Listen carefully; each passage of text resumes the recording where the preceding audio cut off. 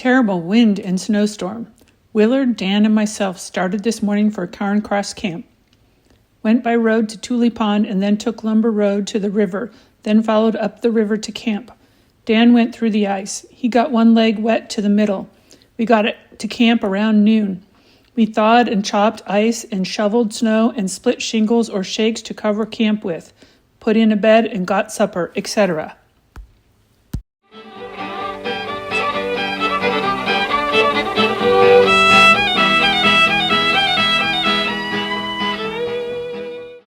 The following morning, it was still snowing. I stepped gingerly out from the shore to test the ice. Suddenly, without warning, I dropped through. The water was deep. By throwing myself quickly sideways, I managed to keep from going in more than waist deep. I did not tarry. Swimming is fine under certain conditions, but not in ice water with a snowstorm raging.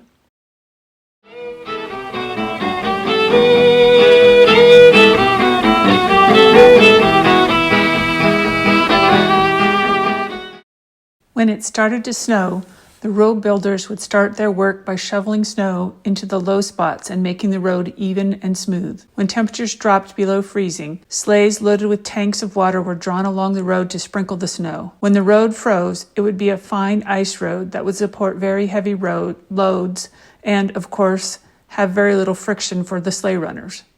The bunks on the sleighs were 10 feet wide, and logs were piled on them to a height of 8 feet. Yet one team of horses could pull this very heavy load. I hiked up 2-mile trail. As soon as I arrived, we began working on the ice, sawing it into cakes about 2 feet square. It was too thick to spud, so we had to saw each side. We pulled the cakes out and loaded them onto a sleigh, which old Pat drew up to the ice house. We were a week filling the ice house because Mr. Moore supplied not only himself but also the 2 cottages across the river with ice for the summer.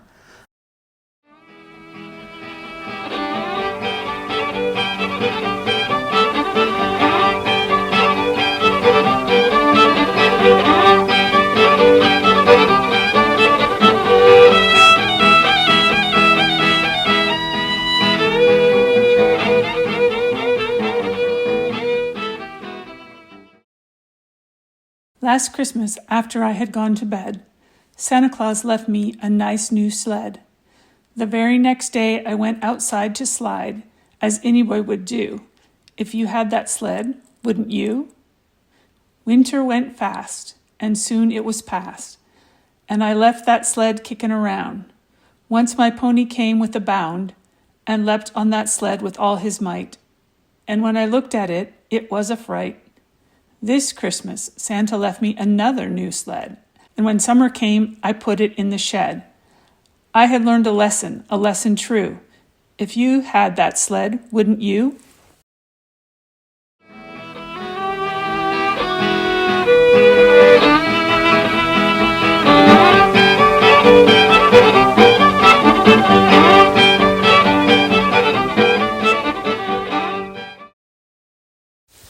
Once upon a time, 3 little beavers lived in a house on Matilda Bay. This was not their house, it was mine, but they lived in it right alongside my wife and me. At first, I kept them in a wooden box in the kitchen, which turned out to be not a very satisfactory arrangement. In the middle of the night, we would hear a noise like a small chainsaw running, and out would come a little beaver right through the side of the box, spraying wood chips all over the place. Then I tried cardboard boxes, which were more plentiful and seemed to subdue the noises somewhat. Every morning on arising, my wife and I would find 3 little beavers sitting in a pile of cardboard chips. They seemed to like them for bedding, but of course the cardboard box did not confine them in any way. Eventually, I just let them go anywhere they wanted, usually underneath the big old wood-burning cook stove where they slept most of the day.